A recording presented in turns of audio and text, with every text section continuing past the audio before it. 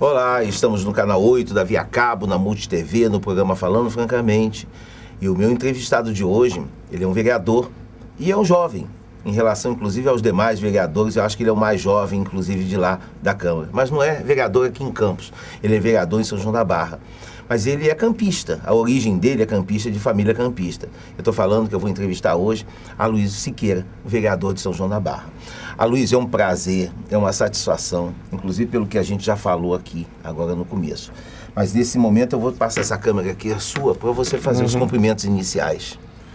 Eu queria aproveitar, né, o espaço, aí agradecer pelo convite e só retificar aí que eu não sou o mais jovem lá é até um vereador que é da oposição, mas é uma pessoa, é o Cacá. Ah, é mais jovem que você? Ele é mais jovem e nós estamos aí na meia idade, né? Mas não parece, a diferença então é pequena.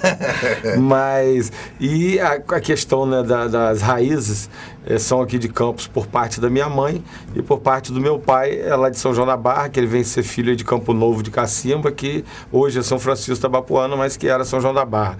E a minha família da minha mãe é de Campos, mas com envolvimento profissional com São João da Barra desde 1937, que foi a primeira propriedade que meu avô adquiriu ali em Rua Nova, também conhecido como Amparo.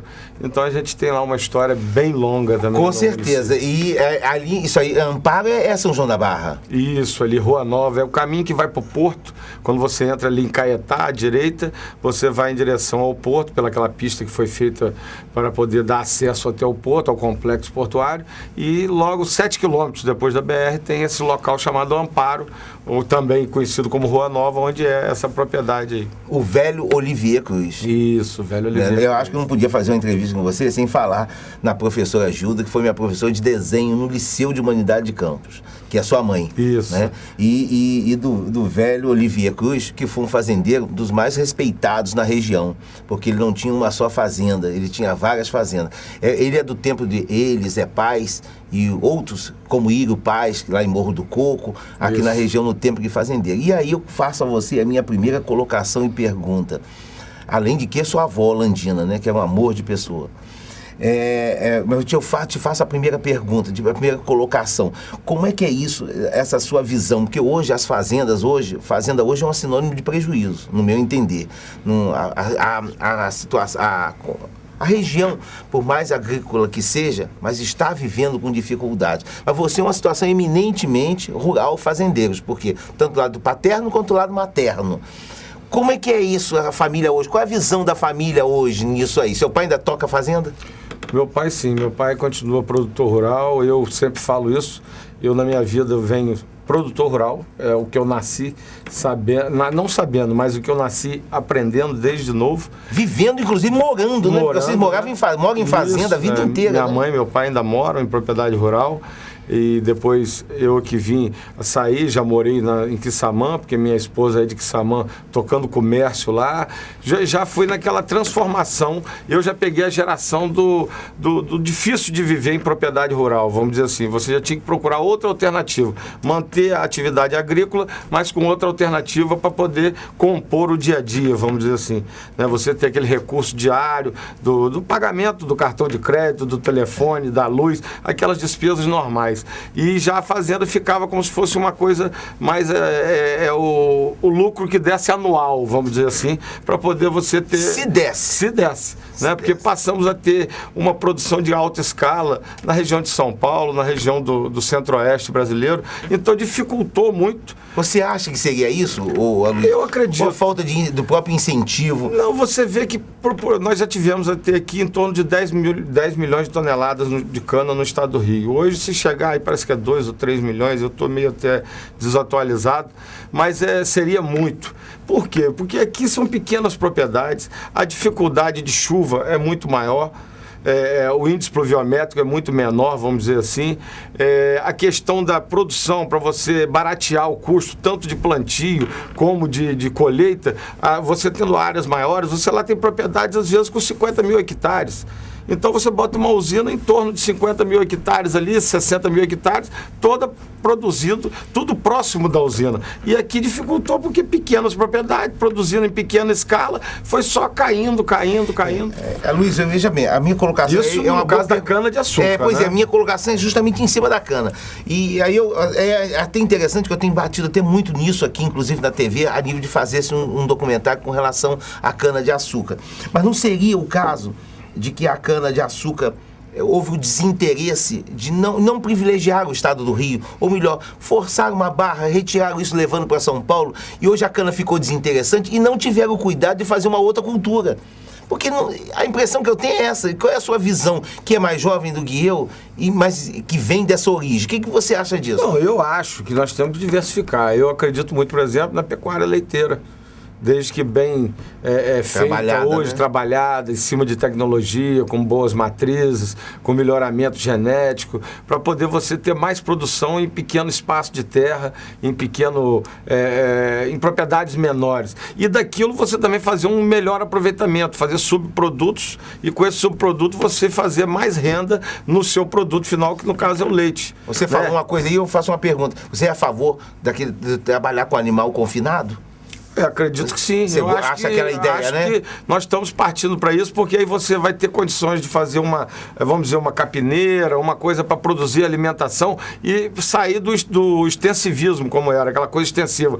Vai lá, tira o leite, solta a vaca e ela que procura a comida dela. Você que vai ter que ter o trabalho de dar a comida a ela, com isso ela vai te dar mais produção, e essa produção, o leite deixa de ser um produto terminal, né, o produto final que era, para ser um produto primário. Do leite saiu o queijo, a manteiga, o doce de leite, e fazer potes, aí você botar selo de qualidade, partir para uma agricultura mais entrosada com o que nós vamos ter agora, que é o complexo industrial, tanto do Barra do Furado como do Açu. Entendi. Deixa eu só fazer uma colocação para o telespectador entender uma coisa aqui. Quando eu fiz a pergunta pro gado confinado, é aquele gado que ele tem as baias certinhas. Isso. E ele fica ali para se alimentar, e tem um espaço pequeno, ele quase não se movimenta pouco. Faz um exercíciozinho de manhã, volta para aquela alimentação à base de ração, de capim para ele produzir um leite melhor, né? Eu vi isso, eu tive a oportunidade de conversar isso e com uma pessoa há muito tempo atrás, inclusive na região de Bom Jesus, que lá já funciona um pouco mais assim. Eles têm uma pecuária leiteira mais intensiva do que a nossa. Mais interessante. Você acha que isso é viável? Eu acho que é viável, como acho a fruticultura viável. Eu acho que a gente tem que partir para a produção de pequena propriedade. Eu tive conversando com o gerente do Porto do Açu, o nosso amigo Romeu, e ele falou comigo: olha, Luiz, eu falei, Romeu, o que você acha? Que nós tínhamos 20 usinas, hoje nós temos 2 praticamente, você acha que 2 ficam? 3, né? Parece que tem a Canabrava lá do outro lado. Ele falou: Luiz, eu acho difícil de ficar até uma. Eu também acho. Porque, entendeu? É o que eu falo, você vai lá numa propriedade lá no Centro-Oeste, 50 mil hectares, cana, índice pluviométrico melhor, produzindo em torno de 90, 100 toneladas por hectare, aqui 40, 45, quer dizer, é difícil, é complicado. Se desgastando aqui, não tem nem porquê. Entendeu? Nossos terrenos aqui de baixada até são bons para colheita mecanizada, mas o de tabuleiro não serve para colheita mecanizada, porque a máquina tem aqueles calombos naturais do terreno, a máquina corta a cana em cima, corta a cana embaixo, não é uma coisa planejada, entendeu? Uma máquina dessa, para produzir bem, ela tem que ter pelo menos um raio de tiro de 500 a 800 metros, para poder ela ir fazer o contorno dela, produzindo bem. E pequenas propriedades aqui não permitem isso. Luiz, eu estou vendo que você foi ser o vereador no lugar certo, né? Porque é muito mais rural São João da Barra do que Campos. Mas deixa eu fazer uma pergunta a você. Voltando a você aqui, o assunto, depois a gente pode até voltar a tratar desse assunto. Como é que deu o estalo em você? E essa é uma pergunta clássica que eu faço aqui a todo mundo que vem senta aqui comigo. Como é que deu o estalo você ser político? Eu me surpreendi, sinceramente, porque você não tem um histórico familiar de política.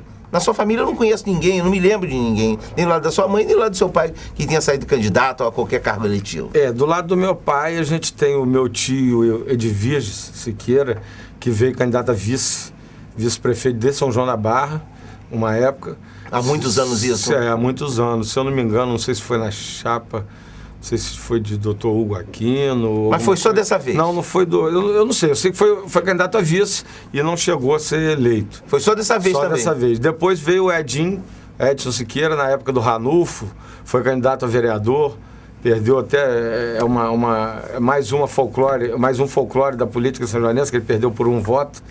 Foi verdade mesmo? É o que conta, eu também não participava, porque, como eu falei, eu vou para São João da Barra desde janeiro de 68, que eu digo, dentro da barriga da minha mãe, porque eu já estava lá dentro da barriga dela, eu nasci em abril, então eu falo porque São João da Barra, você estava até conversando comigo sobre a casa antiga lá, tá lá até hoje. Até hoje. É uma rua que tinham mais de 12 casas, você lembra ali, hoje em dia tem 4, que é o Marco meu, e a nossa tá lá, mamãe hoje tem 37, que ela é de 37. Né, das 74 anos. Ela disse que ela foi para lá com 6 anos de idade nessa casa. Na época as coisas iam de trem, eram poucos carros que tinham na praia. Então, quer dizer, uma coisa. É o costume se veranear em Atafona.